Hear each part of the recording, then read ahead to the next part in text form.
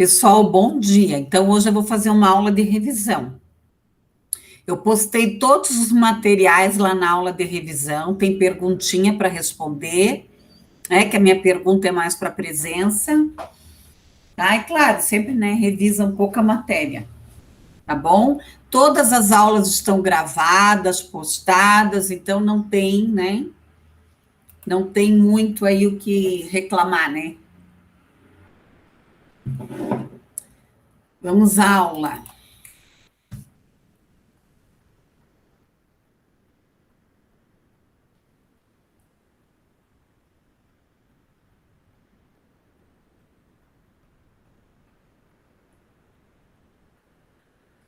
Só um pouquinho, pessoal.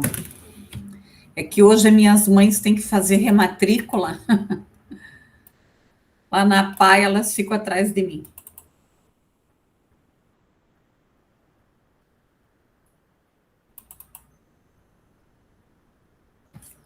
Elas às vezes se perdem aí. Edi, me diz uma coisa, como que eu me refiro na apresentação em relação a você, a professora Andréia? Eu falo professora mestre, especialista? Não, Como que não, como não, que eu me só fala refiro, então? professora, Só professora, professora? professora Professora Edi. Andréia, só, você não fala, você só chama como você chama, professora Edi, professora Andréia. E a Ana Paula? Também, Ai, professora Ana Paula, então tá bom, muito obrigada. tá? Sempre fazendo a referência e ao final agradecendo. Sim, sim, então tá Né? bom, obrigada. Tá. Uhum. E quando elas forem dar o feedback, primeiro você escuta, porque Sim, tem sim. aluno que já retruca, tá? Já retruca na hora. Não, primeiro você escuta, depois você faz os seus comentários, mas eu vou coordenar bem certinho, não esquenta a cabeça, tá? Ah, então tá bom, vou me segurar então. Né? Sempre se escuta o orientador, né? Em banca de mestrado e doutorado a gente senta e escuta, né? E lá vem a ladainha. Depois a gente comenta, com muito cuidado, né? Tá ok? Nunca se discorda de banca. Bom, vamos lá então. Pedagogia. Pessoal, eu vou fazer um breve comentário aqui sobre os artigos, né, que eu postei. Quem leu, melhor, quem não leu, né, uma hora leia, porque são artigos para fundamentar, né, a parte teórica aí de vocês. Então, tem um artigo aqui que vai falar sobre a questão da prática hospitalar. Um outro artigo que vai trazer a questão da formação dos professores, tá? Aí eu coloquei aqui anamnese, roteiros de observação, tá? Mas isso aí é mais material para apoio de vocês, né? Enquanto pedagogos. Daí aqui tem um artigo. Não é isso que eu quero, peraí. Tem um artigo sobre a neurociências também, né? Para fundamentar a matéria. O outro sobre as dificuldades da aprendizagem.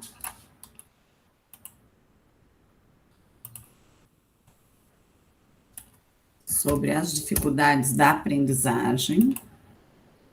Aí tem uma cartilha, né, que eu coloquei sobre a questão dos transtornos específicos de aprendizagem, que eu achei bem interessante, que é mais pautado para o ensino superior, né, caso alguém vá atuar no ensino superior, né, na Uniandrade, nós temos várias pedagogas, né?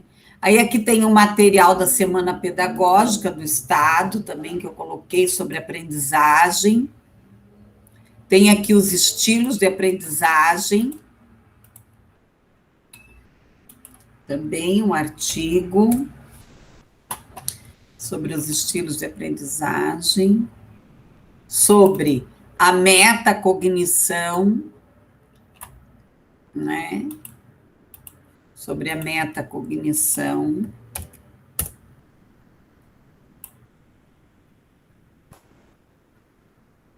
Sobre a neurociências aqui. Esse aqui, ele nunca permite que eu cole para vocês. Danadinho, vamos ver se eu acho aqui. Aqui. É uma dissertação, tá? Praticamente um livro, né? Que eu deixei para quem quiser se aprofundar nesse assunto da neurociências. O papel do professor.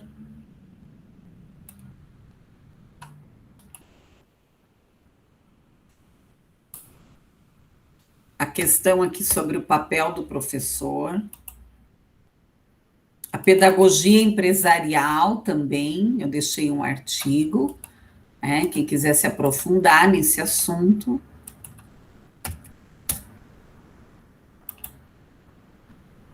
E a questão aqui da tecnologia e da diversidade. Então, esses são os artigos. Agora eu vou dar uma repassada nos slides, tá? Vou dar uma repassada aí nos slides.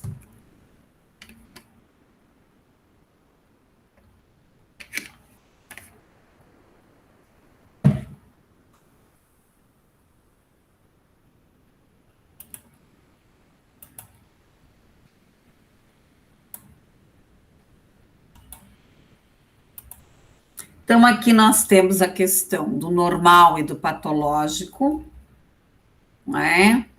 O que é a aprendizagem? Né? A capacidade de processar, de armazenar. Nós temos aí os processos sensoriais, neurológicos, psicomotores, psicológicos. Aqui nós temos o lóbulo frontal, né? O lóbulo parietal, temporal, tá? E aqui também a questão da aprendizagem, né? A prontidão, a maturação, o interesse, o desejo, tá? A questão da integridade do sistema nervoso. Aqui nós temos a explicação do hemisfério esquerdo e do hemisfério direito. Então, o que é o hemisfério esquerdo?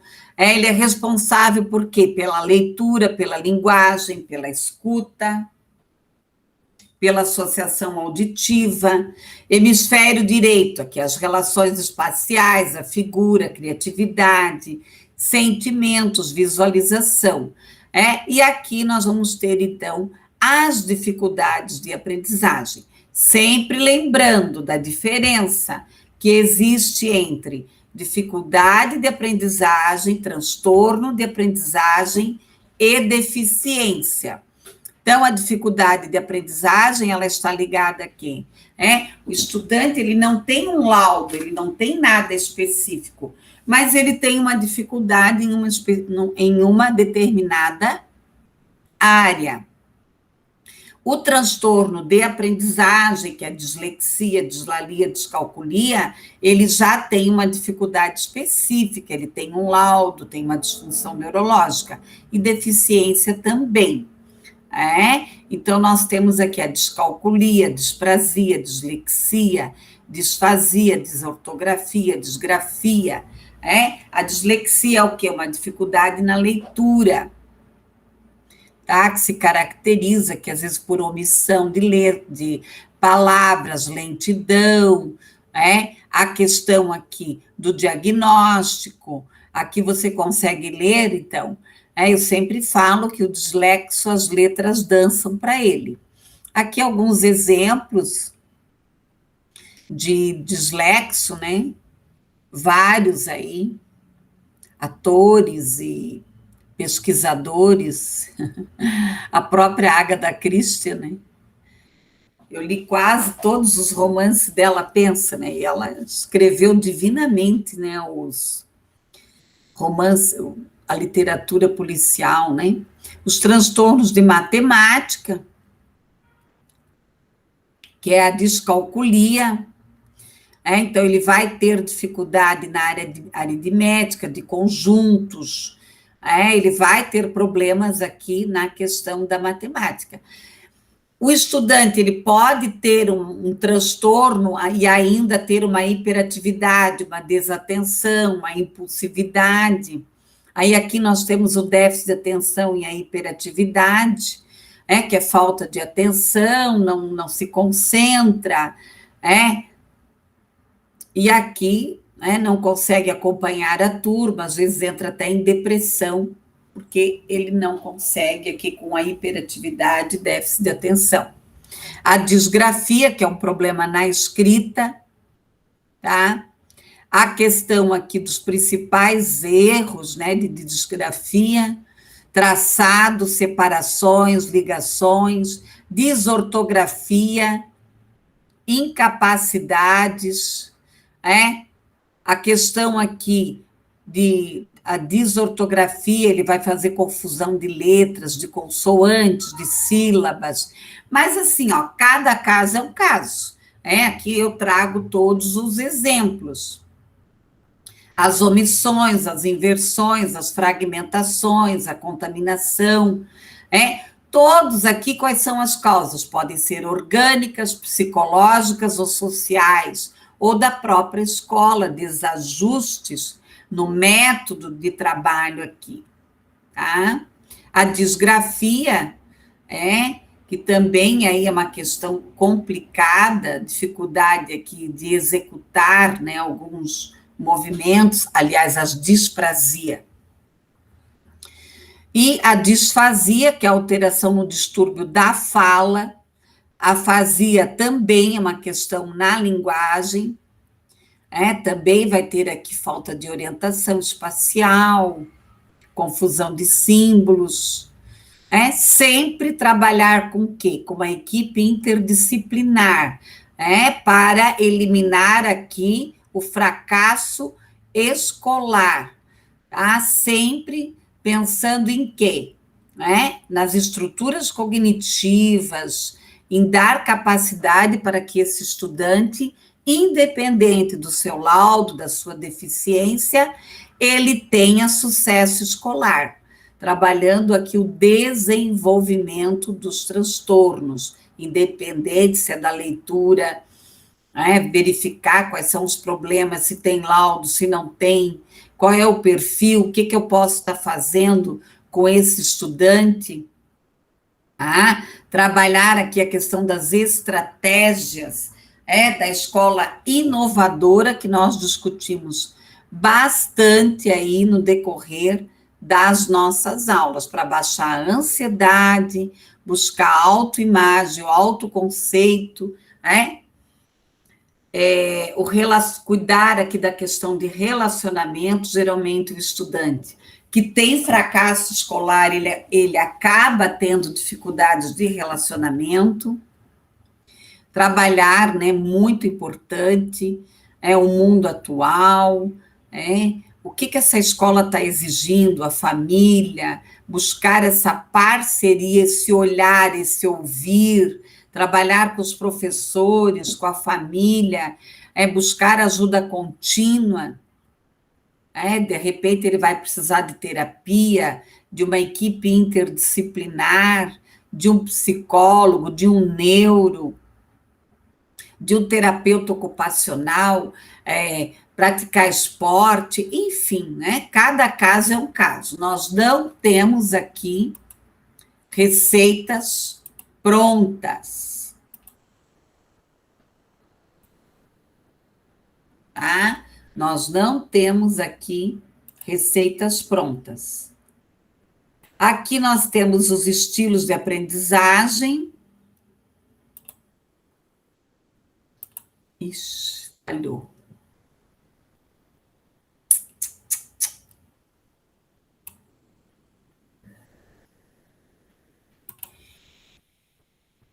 Vamos ver o que vai dar.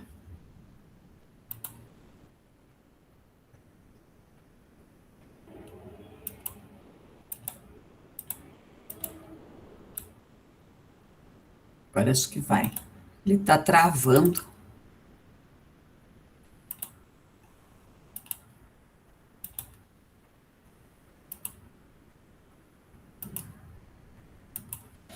Bom, estilos de aprendizagem.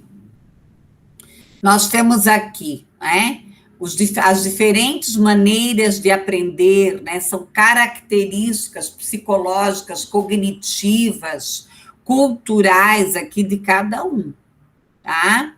Aí nós temos aqui, né, o que que é esse estilo? É uma maneira de ser, então eu tenho uma maneira de me vestir, uma maneira de eu ser como pessoa, tá? Então, cada um aqui vai ter o quê? O seu estilo de aprendizagem, tá? É um conjunto de características pessoais, biológicas, sociais, que cada um tem, né? Cognitivos, afetivos, fisiológicos, que tem uma influência social e também dependendo aqui da genética, tá? Então, nós temos aqui os testes, né, que são feitos, inventários, provas, observações, entrevistas, análise, que é feito para detectar se qual é o estilo de aprendizagem daquele estudante, ok? Aí nós vamos ter aqui as necessidades imediatas, a própria emoção, as necessidades sociais, físicas. Eu vou ter que partir do quê? Aqui nós temos o modelo do Golbe, né, que é a experiência concreta, reflexiva, ativa e conceptual, tá? Aí aqui ele explica novamente o que é essa experiência concreta, é o sentido, né? A experimentação ativa é o fazendo, a conceituação abstrata é o pensando, a observação reflexiva é observando.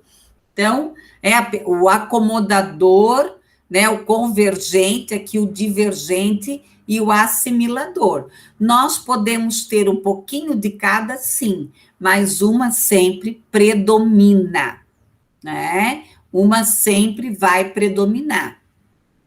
Então, os acomodadores, experiência, os divergentes, eles vão analisar, os assimiladores, eles vão trabalhar mais com criatividade, os convergentes, eles vão produzir novas ideias, novas experiências, tá? E aqui, ele traz vários exemplos aqui. O ativo é ter uma experiência, o pragmático, ele planeja, o teórico, tudo ele vai buscar na teoria, uma explicação. O reflexivo, ele vai pensar, viver experiências aqui.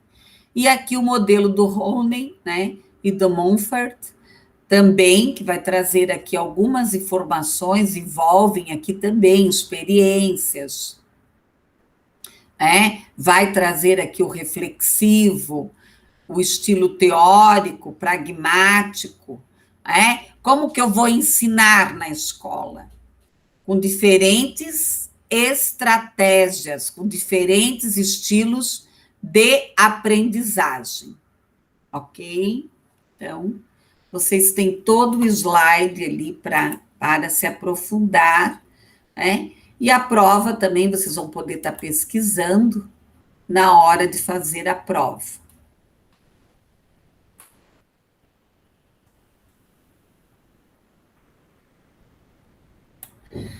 Aqui nós vamos ter, então, a metacognição também, que nós estudamos,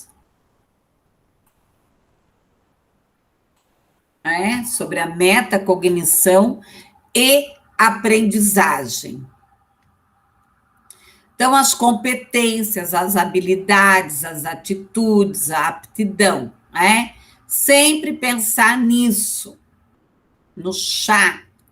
Aí a questão aqui cultural, que traz uma grande influência no processo, tá? Então, o que é a metacognição? A metacognição nada mais é que o quê? Um rastreamento, Puxa, eu acordei às 4 da manhã, o que eu fiz até agora? Então, eu vou parar para pensar. no que eu fiz até agora. Puxa, como que eu aprendi isso? Então, é um rastreamento, são perguntas, né? Então, por isso que é muito importante, dentro da metacognição, você perguntar para o estudante como que ele executou, como que ele fez determinada tarefa. É as perguntas aqui, tá? Então, buscar, né, essa questão da linguagem, do discurso, do pensamento. Aqui ele trouxe um exemplo. A forma como isto leva, como que você chegou a esse resultado. Então, o que é a metacognição? É a capacidade que tem o indivíduo de conhecer-se a si mesmo, e de autorregular a própria aprendizagem. A questão da estratégia, das possíveis falhas aqui do indivíduo. Então, a metacognição implica em ser capaz de quê? De tomar consciência do funcionamento, de compreender os fatores, a atividade, as questões positivas ou negativas. E a partir de agora, né? Como que eu vou aprender? É a escada da metacognição. Então, não adianta só eu fazer a reflexão, ou eu levar esse estudante a fazer uma reflexão, sem eu também ajudá-lo aqui nesse sentido, tá? Então, aqui, ó, estou consciente do meu pensamento, que passos dei, para que me serviu, em que outras ocasiões posso utilizá-lo? O que eu aprendi? Tá? Em termos de diálogo, E olha só, né, pessoal, numa atividade dessa, como você desenvolve a questão da linguagem, da oralidade? Você forçar de uma maneira, entre aspas, lógico, de uma maneira lúdica, o estudante a repetir. Tá? Como é que eu aprendi? Vendo o vídeo, fazendo a rotina, a explicação do professor, fazendo o resumo? Para que serviu? A reflexão sobre uma utilidade posterior. E aqui, a infusão, o ênfase no explícito. É o que mais está se dando ênfase. É a questão do quê? De a escola oportunizar esse estudante a vivenciar, ele compreender esta vivência. Ontem eu assisti uma cena, o Piá foi abrir um suco, atrás do carro, assim. Aí ele jogou o papel dentro do carro, e o papel voou no chão. E a mãe fez ele lá juntar, e levar no lixo. Então, pensa, né? E o menino retrucando a mãe. Não, mas a culpa não é minha. A senhora que fechou a porta do carro. E ele retrucando. Então, eu só estou colocando esse exemplo, porque vejam bem, como não é fácil você ensinar. Aí a mãe me olhou, né? A mãe bem calma, a mãe não estava agredindo o menino, ele que estava bravo. Bem calma, acho que, porque estava na frente dos outros, né? Acho que a mãe estava era querendo dar mas em público, né, a mãe estava controlada. Aí a mãe me olhou e disse, não é fácil educar. Eu falei, não. Então, ensinar não é fácil. Então, você tem que repetir. Por isso, da importância da metacognição, de você entender este processo e entender como esse estudante aprende, para mudar as estratégias. O tempo de aula aqui, Pensam que estou pensando, que pensam que estou pensando, estão muito enganados, Geralmente o professor quer adivinhar o que o estudante está pensando. Então, etimologicamente, a palavra metacognição é conhecer o próprio ato de conhecer. Em outras palavras, consciencializar, analisar, avaliar. E aqui, o percurso da metacognição, o autoconhecimento. Puxa, como que eu aprendo? Por isso da importância de eu interligar os estilos de aprendizagem e a metacognição. As características da tarefa, o conhecimento que já se sabe, as estratégias, a avaliação, a correção. A aprendizagem aqui, atentar para o motivo, instruir, proporcionar, promover, organizar, planejar, diversificar, condensar, a dosagem. Aqui eu vou ter o quê? O conhecimento, a avaliação, o pensamento, a organização. Pessoal, olha só, tudo aí, né? Então, eu tenho que organizar e ter o quê? A metacognição é uma regulação disso. É o quê? Uma organização desse pensamento. Tá? Aí eu vou ter aqui a cognição, que é uma aquisição do conhecimento, a metacognição, novamente, eu estou repetindo aqui para fechar, tá? Então, é o que? A conscientização dos alunos sobre seus próprios conhecimentos. Como que ele aprende? Ah, e daí, aqui eu deixo alguns livros. Então, qual é o nosso papel dentro da metacognição e dentro dos estilos de aprendizagem? Então, primeiramente, eu conhecer esses estilos de aprendizagem, tá? Eu conhecer esses estilos de aprendizagem e depois eu trabalhar estratégias para que este estudante, independente da faixa etária, ele se conscientize da maneira que ele chegou naquele resultado. Tá? Isso é muito importante. É de suma importância. Bom, a neurociências, que nós também estudamos um pouco sobre a questão da neurociências.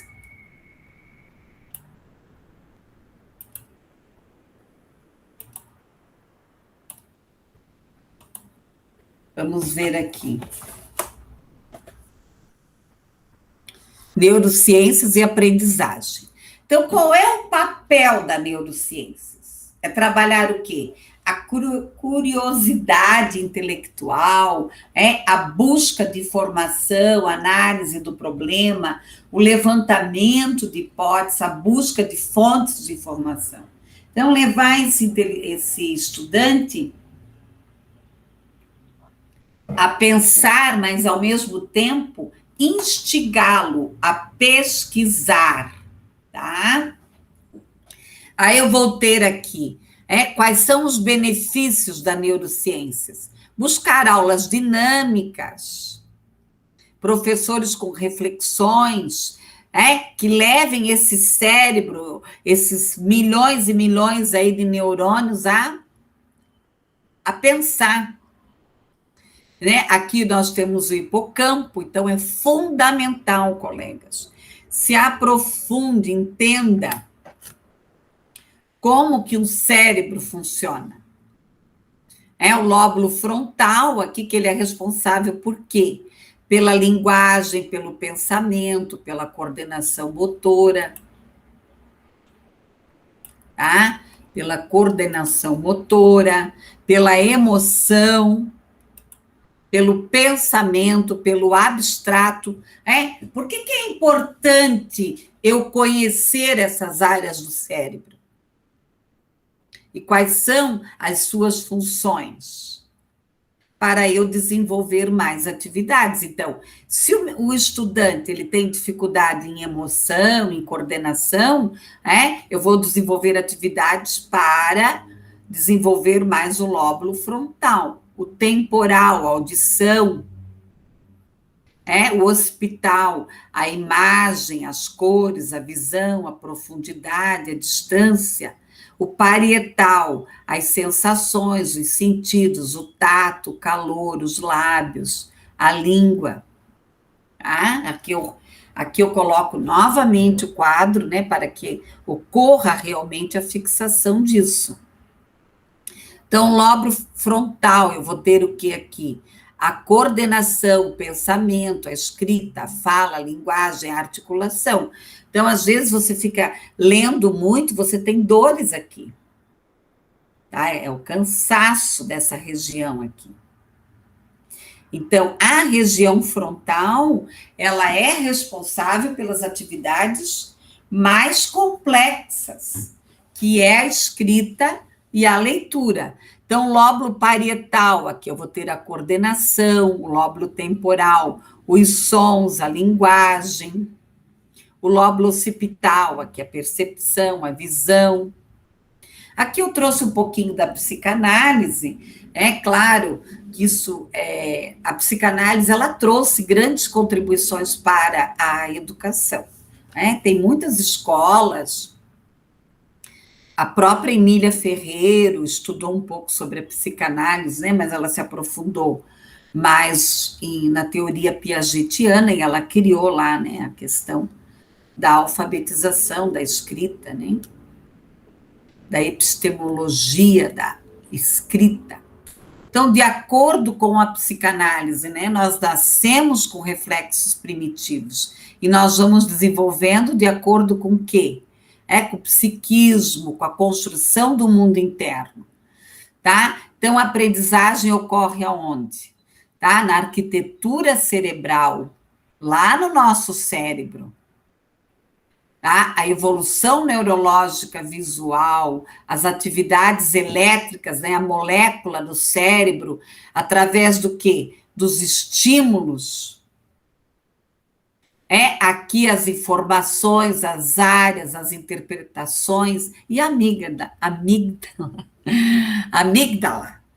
Isso aí é muito sério. Tem muitos estudantes que têm problemas lá nessa área cerebral, porque elas são as estruturas subcortical, situada no lóbulo temporal, que vão decidir sobre as experiências importantes baseadas aonde? No armazenar, tá? No emocional dos eventos. O cérebro é um sistema biológico aberto, flexível, que cresce e transforma. O cérebro está sempre tentando fazer conexões, a neurociências, aqui a aquisição das novas funções.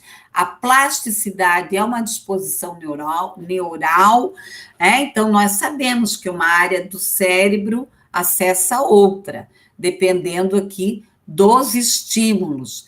Lógico, pessoal, tudo vai depender dessa estrutura cerebral, dessa questão genética.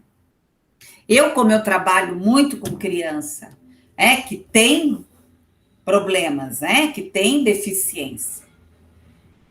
Então, tem uma menininha que mora aqui no prédio e ela tem 1 ano e 6 meses, mas ela tem um cérebro normal.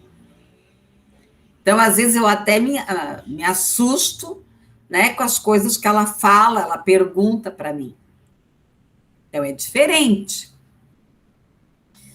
Então, tudo isso nós temos que levar em conta.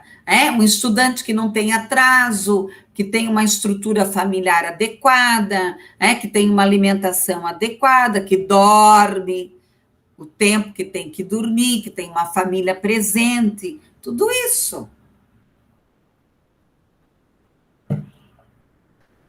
Bom, pessoal, a neuroplasticidade, como eu já comentei com vocês, essa questão aqui dos estímulos, da dança, né? Dessa arquitetura cerebral. Esse cérebro humano, né? Que depende aqui muito mais do ambiente que ele vive. E aqui, ó, nós vamos ter a grande contribuição aqui da psicologia do cérebro e comportamento, da neurociência e da pedagogia. E as dicas aqui da neurociência para a sala de aula. Mas não adianta ir para as dicas. Primeiro tem que entender como que esse cérebro funciona. Então, tem muita coisa, muitos vídeos gratuitos de neurologista explicando. Então, não há receitas. Ah, nós não temos receitas, nós temos que estimular os sentidos. Os 5 sentidos são fundamentais. Isso eu já insisto com vocês desde lá do começo. Desde quando eu fui trabalhar a primeira vez com vocês. Recontar, rever, repassar, tá? Despertar, contextualizar, dormir bem.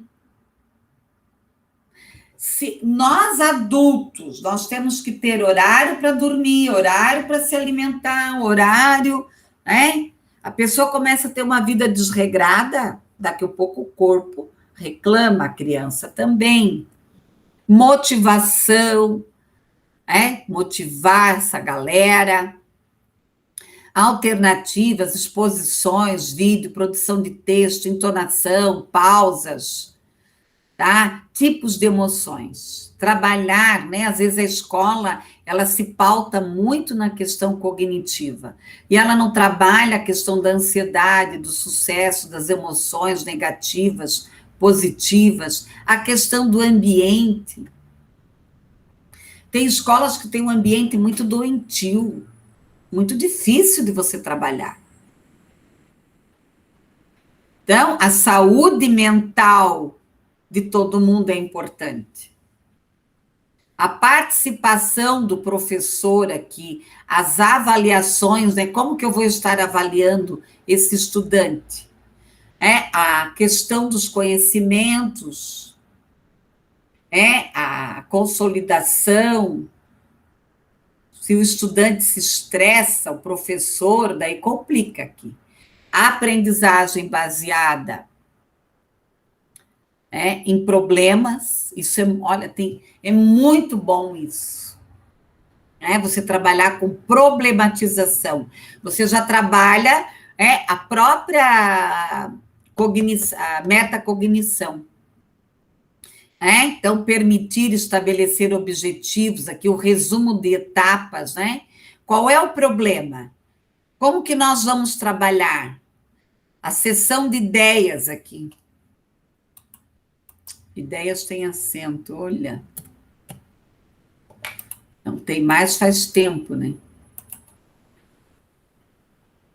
Aqui, cada aula que eu reviso, eu acho um erro. Aqui, a questão de professores, dar o feedback, olho no olho, professor, estudante, busca do conhecimento, organizar, né? Como que nós vamos organizar, como que nós vamos construir isso? A questão aqui dos monitores, dos grupos, do problema, né? Eu achei bem interessante essa figura, que ela traz aqui muito bem desenhado o ciclo da aprendizagem baseada em problemas. Então, o problema, a associação livre, aqui a estruturação, a tematização, a formulação, o autoestudo e a construção. Então, analisar esses termos desconhecidos, analisar as etapas, elaborar, fazer a síntese, identificar o estudo individual, a socialização, selecionar o foco, sustentar o retorno ao foco, dividir, responder, repetição. E aqui alguns livros aqui de sugestões. Na biblioteca virtual da Uniandrade, tem muita coisa. Na área da educação, da psicologia, tem muitos livros bons lá, que dá, né, para quem quiser uma hora se aprofundar no assunto, pode se aprofundar.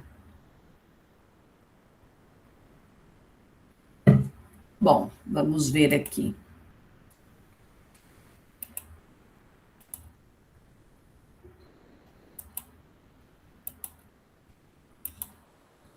Bom, pessoal, o papel do professor, né? O professor e seu papel.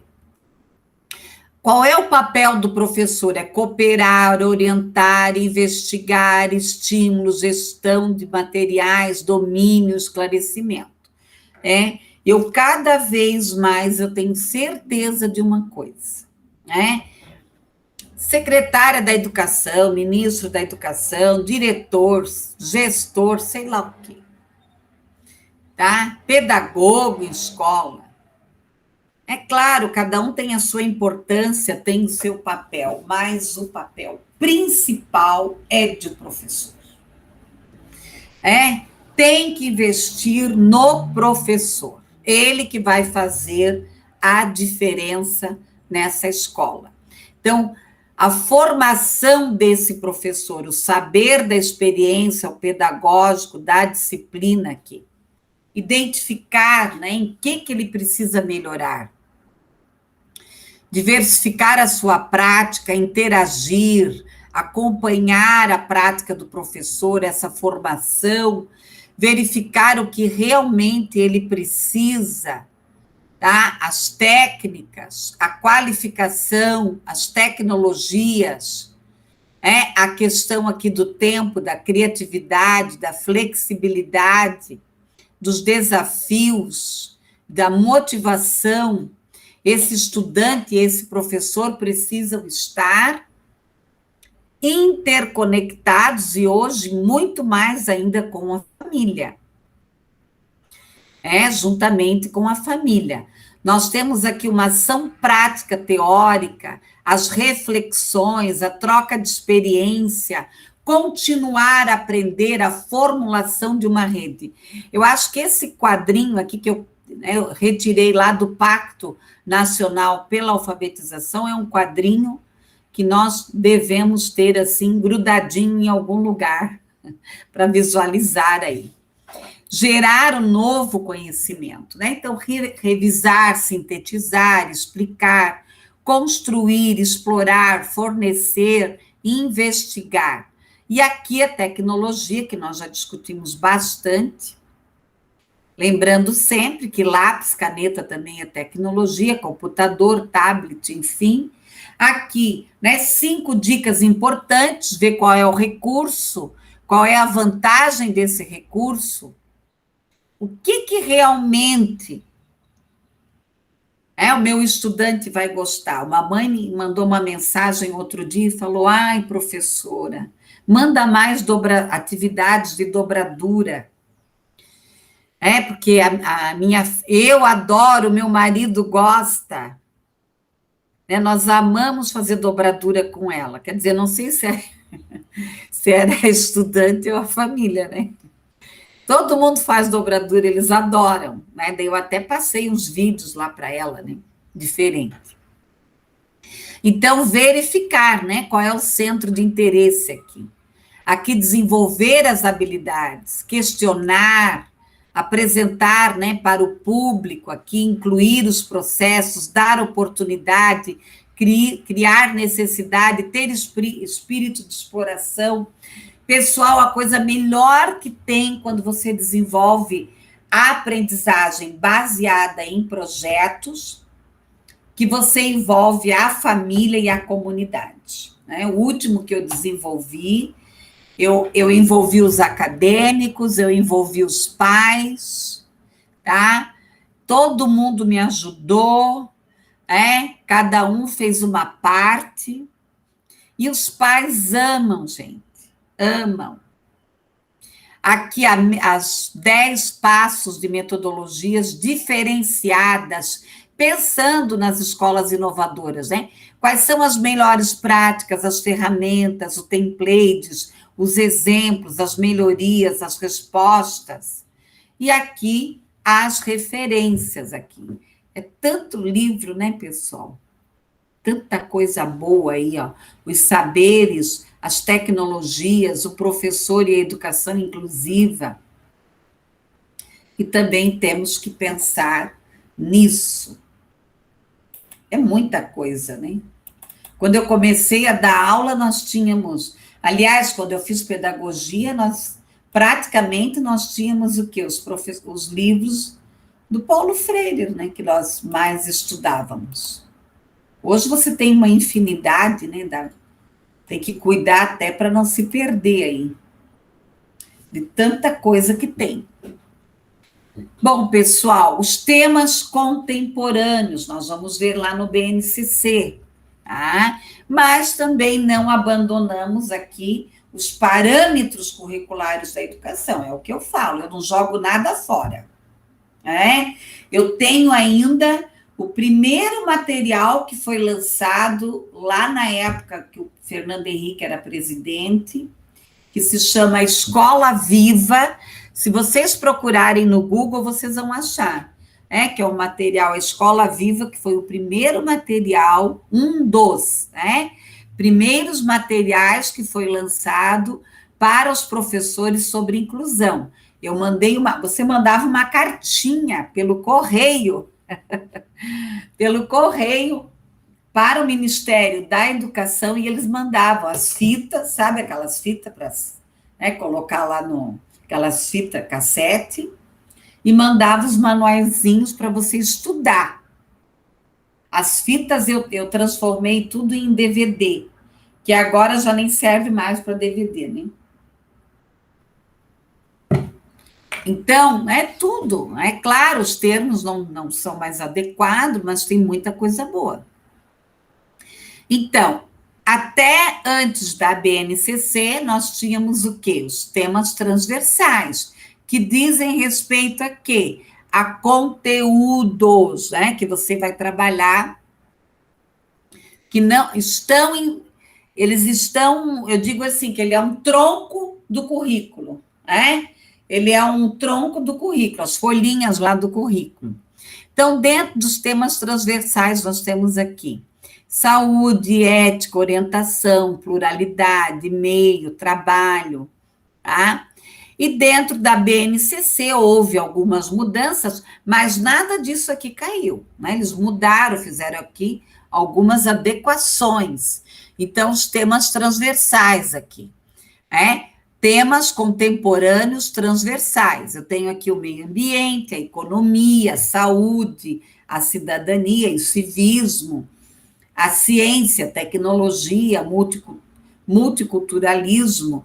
Então, cantar o hino não faz mal para ninguém, né? Até eu estava conversando com o senhor esse final de semana, ele decidiu por que os jovens de hoje, eles têm tanta gente que tem aversão contra o hino. Eu falei, olha, eu não entendo, né?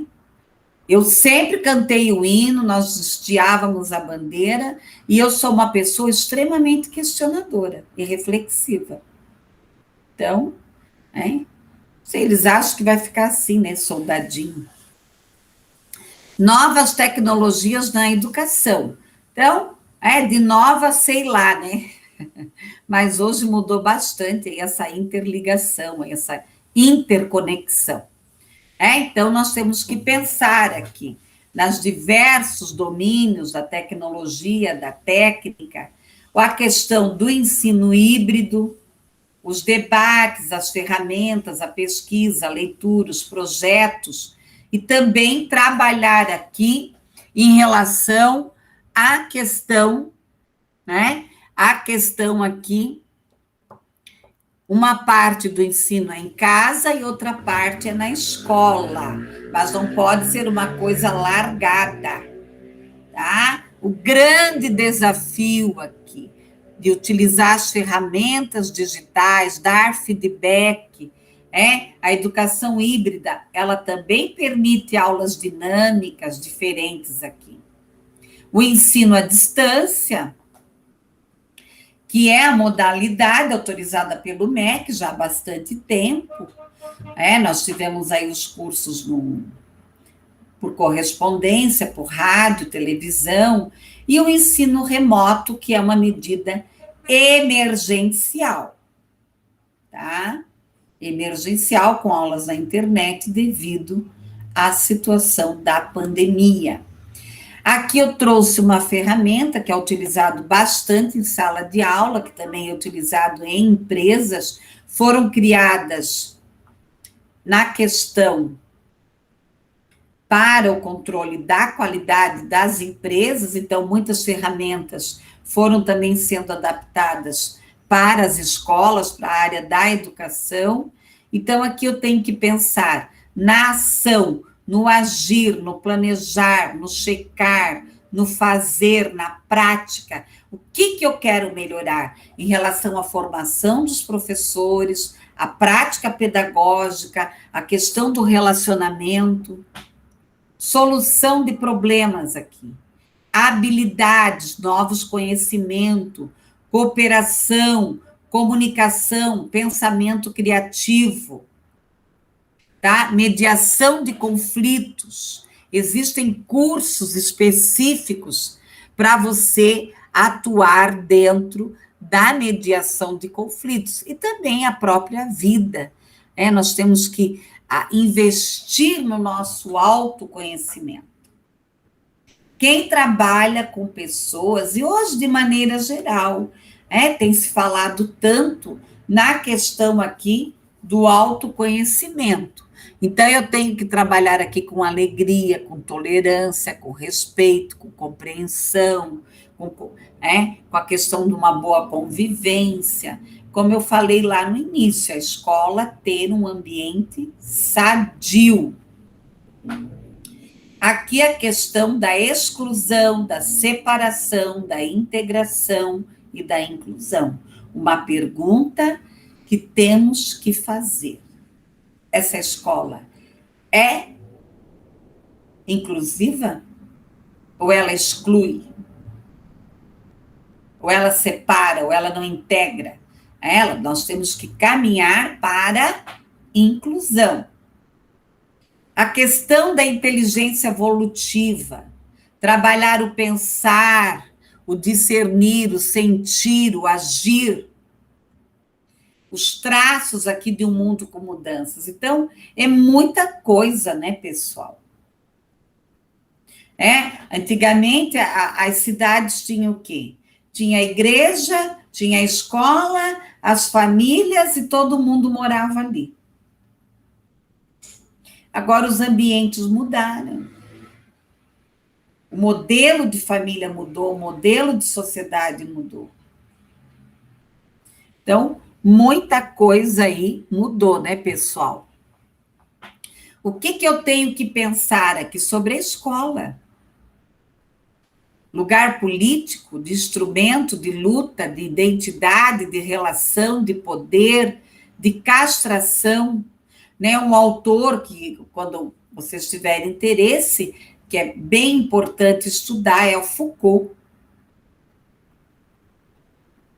O Foucault traz essa questão da castração, a própria psicanálise.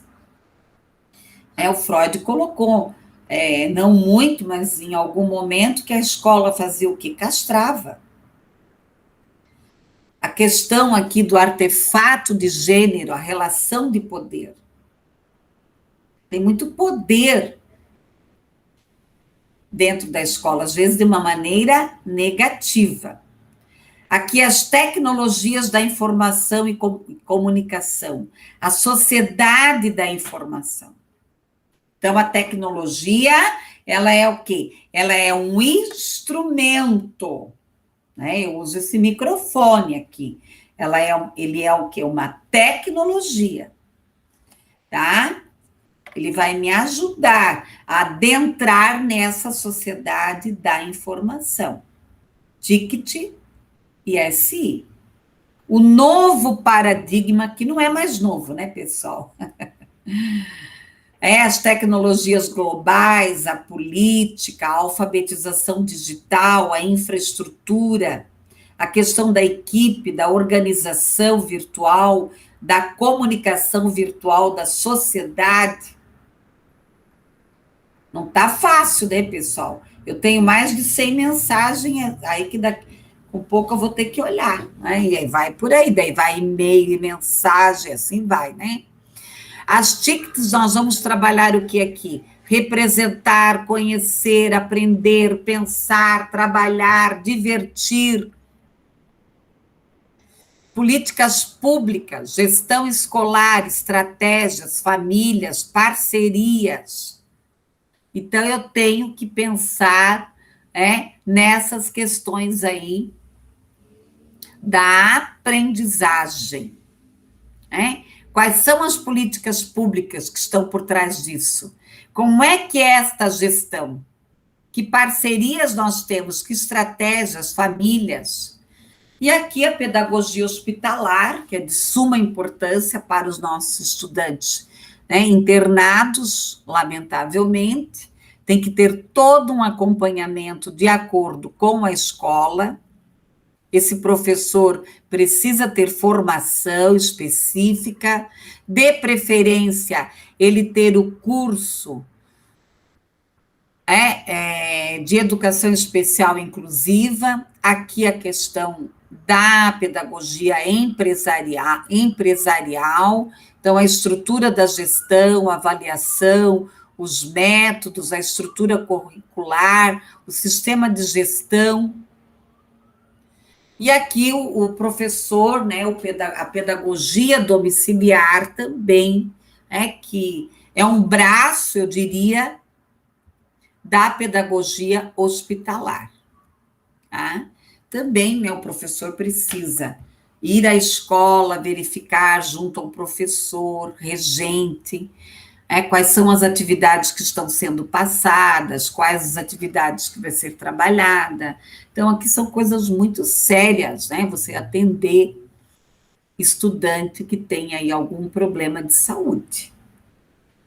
Então, tem que observar a lei, né? Sempre a família deve comunicar à escola, a escola comunica o núcleo, ou a secretaria da educação, ou o próprio hospital, né? O Pequeno Príncipe é muito organizado, né? Nesse sentido, então já se conectam aí. E são parcerias que existem entre a escola privada e as escolas públicas.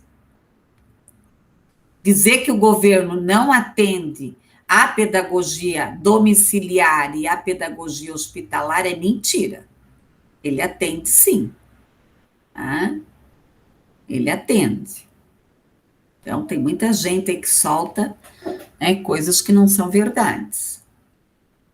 Claro que às vezes falta estrutura, falta investimento, falta um olhar, né? Tem municípios que são atrasados, né? E